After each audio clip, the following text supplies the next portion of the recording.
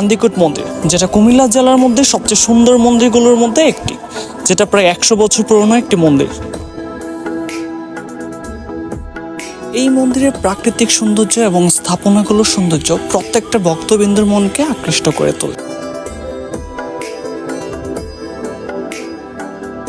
So আজকের ব্লগটা এই মন্দির নিয়ে এবং এই মন্দিরের বিস্তারিত সম্পর্কে আলোচনা করা হবে এই ব্লগের মাধ্যমে। So without any late, let's jump into the video.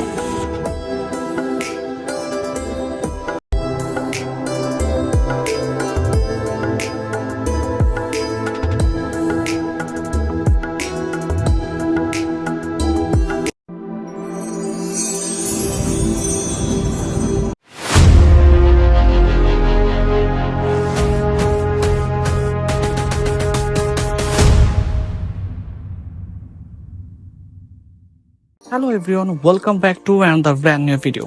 So আজকের ভিডিওটা অনেক বেশি স্পেশাল আমাদের জন্য। আমরা সবাই মিলে আজকে আমাদের গ্রামের একটা বিখ্যাত মন্দিরের মধ্যে যাব, যেটা শুধু আমাদের গ্রামের জন্য বিখ্যাত নয়, এটা পুরো কুমিল্লা জেলার মধ্যে অনেক ফেমাস মন্দিরগুলোর মধ্যে একটি। আমাদের বাড়ি থেকে মন্দিরে যাওয়ার দুইটা ওয়ে আছে, সো আমরা শর্টকাট ওয়েতে যাব। সো আমরা একটা মাটির রাস্তা ধরে হেঁটে দেন হচ্ছে আমরা মেইন রুটে উঠবো, দেন ওইখান থেকে গাড়ি নিয়ে তারপর হচ্ছে মন্দিরে যাবো।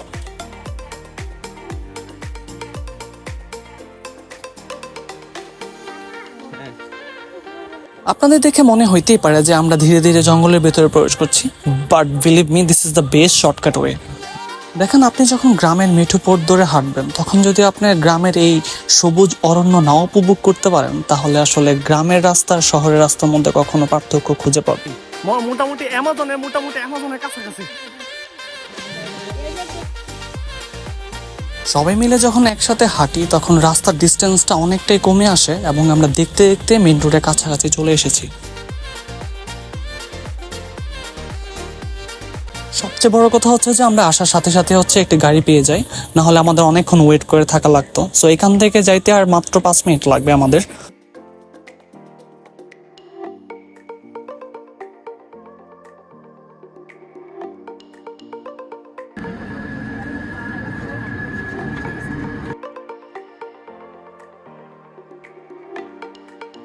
দেখতে দেখতে আমরা প্রায় পারভিউ রিসোর্টের সামনে চলে আসছি। এটা খুব রিসেন্ট উদ্বোধন হয়েছে, আপনারা চাইলে এখান থেকে ঘুরে আসতে পারেন। দেন তারপরে হচ্ছে মন্দির। সো ফাইনালি আমরা মন্দিরে চলে আসছি। এটা হচ্ছে মন্দিরের মেইন প্রবেশদ্বার। বলে রাখি, এই মন্দিরটি মুরাদনগর উপজেলার আন্দিকুট ইউনিয়নে অবস্থিত। আপনাদের সুবিধার্থে আমি মন্দিরের লোকেশন ডেসক্রিপশন বক্সে দিয়ে রাখবো, সো আপনারা চাইলে এটা ফলো করে এখানে আসতে পারেন। তাহলে চলুন আমরা এখন মন্দিরে প্রবেশ করি এবং মন্দিরের পরিবেশটা আপনাদের ঘুরে দেখাই এবং মন্দিরের ইতিহাস জানার চেষ্টা করি।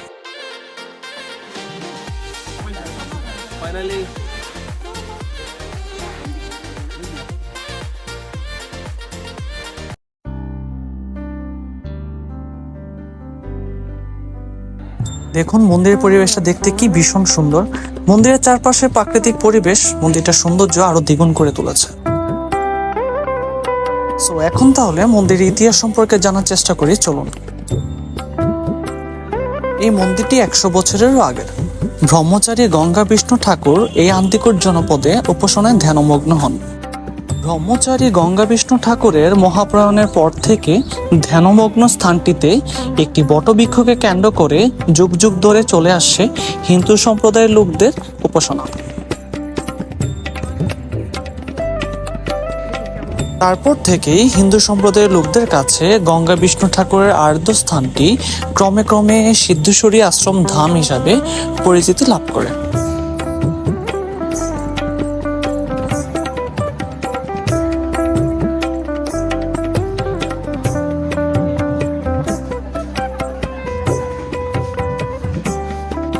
এইটি হচ্ছে সে পবিত্র বটবৃক্ষ যেখানে ব্রহ্মচারী গঙ্গা বিষ্ণু ঠাকুর ধ্যানে মগ্ন ছিলেন। এই গাছটিকে ঘিরে প্রত্যেক বছর পৌষ সংক্রান্তির দিন থেকে 4 দিন ব্যাপী নাম কীর্তন হয়ে থাকে। ওই সময়ে লাখো ভক্তের সমাগম ঘটে এই মন্দিরে। চলুন তাহলে উৎসব চলাকালীন সময়ে গাছটিকে ঘিরে পূজার্চনার কিছু দৃশ্য দেখে আসি।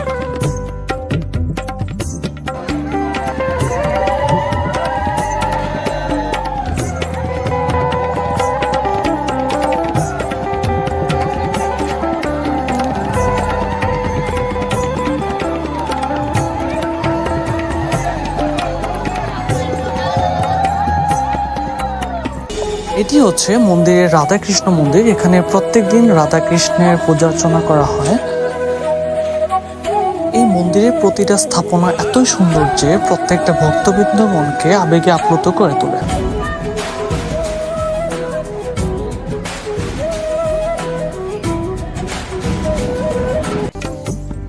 এটি হচ্ছে ব্রহ্মচারী গঙ্গা বিষ্ণু ঠাকুরের সমাধিস্থল এবং এটির পাশে রয়েছে মন্দিরের একমাত্র শিবলিঙ্গ। এখানে প্রতিদিন পূজার্চনা হয়ে থাকে এবং প্রতি সোমবার ভক্তবৃন্দরা শিবলিঙ্গে জল ঢেলে থাকে।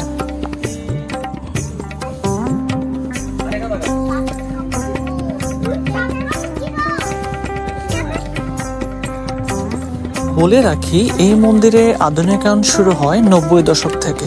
এই গ্রামেরই প্রয়াত মহেন্দ্র কুমার সাহার ছেলে সঞ্জিত কুমার সাহা এই মন্দিরের আধুনিকায়নে এগিয়ে আসেন এবং সরকারের পাশাপাশি বিভিন্ন ভক্তবৃন্দেরাও এই মন্দিরের আধুনিকায়নে অনেক ভূমিকা পালন করে থাকেন।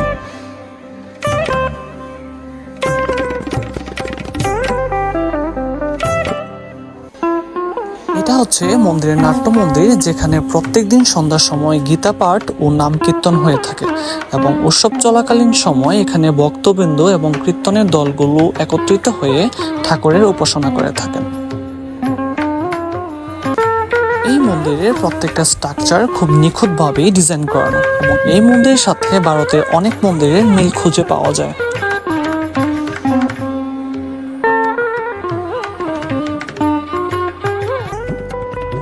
এই মন্দিরে দুইটি অতিথিশালা রয়েছে, এর মধ্যে এটি একটি। এখানে মন্দিরের অফিসের কার্যক্রম চলে এবং হচ্ছে ভিআইপি গেস্টদের জন্য এখানে থাকার ব্যবস্থা করা হয়ে থাকে।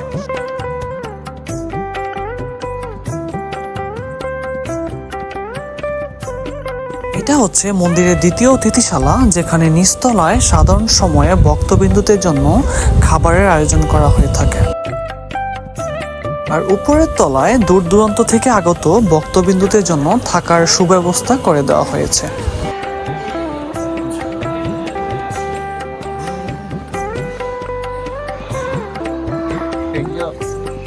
এই মন্দিরে প্রতিদিন বিভিন্ন রকমের অনুষ্ঠান হয়ে থাকে এবং ভক্তবৃন্দদের জন্য প্রসাদের ব্যবস্থা করা হয়ে থাকে। আপনারা চাইলে এখানে এসে প্রসাদ গ্রহণ করতে পারেন এবং আসার আগে অবশ্যই মন্দিরে জানিয়ে আসতে হবে, দেন হচ্ছে এখানে এসে আপনারা প্রসাদ গ্রহণ করতে পারেন। আমি আপনাদের সুবিধার্থে মন্দিরের কন্ট্যাক্ট নাম্বার আমার ডেসক্রিপশন বক্সে দিয়ে রাখবো। এটা হচ্ছে মন্দিরের শান বাঁধানো সে সুবিশাল পুকুর ঘাট এবং পাশে রয়েছে দ্বিতীয় অতিথিশালা, যেখানে ভক্তবৃন্দদের জন্য থাকার সুব্যবস্থা রয়েছে।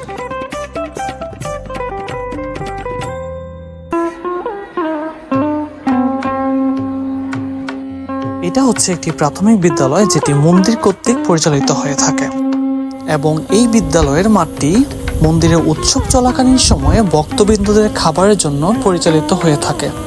চলুন তাহলে উৎসব চলাকালীন সময়ে এখানের একটি ক্লিপস দেখে আসি।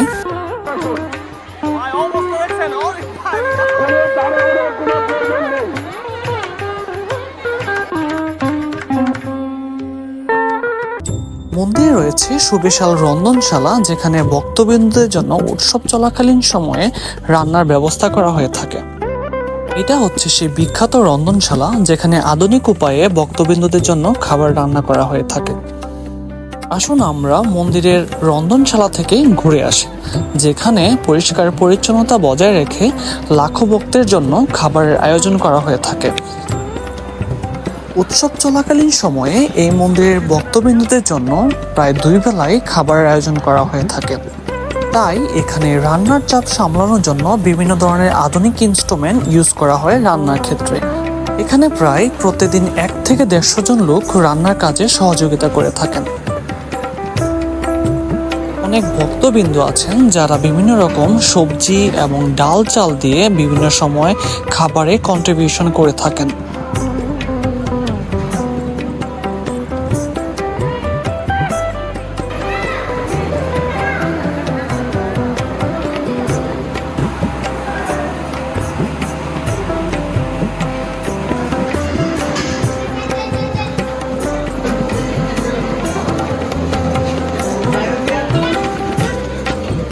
প্রতি বছর এখানে উৎসবটিকে ঘিরে অনেক বড় মেলা অনুষ্ঠিত হয়ে থাকে। যেখানে হাজার হাজার ক্রেতা ও বিক্রেতার সমাগম ঘটে থাকে। এই মেলাতে বিভিন্ন রকমের দ্রব্য সামগ্রী এবং বিভিন্ন রকমের খাবার পাওয়া যায়।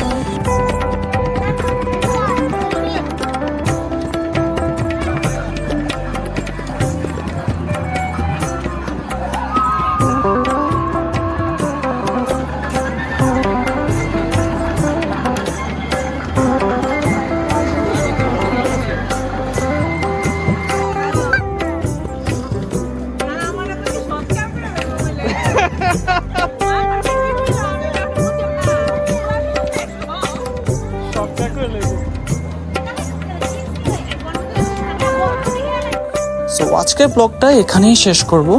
আশা করি সকলের ভালো লেগেছে। সো দেখা হবে অন্য কোনো ভিডিওতে। সকলে ভালো থাকবেন। ধন্যবাদ।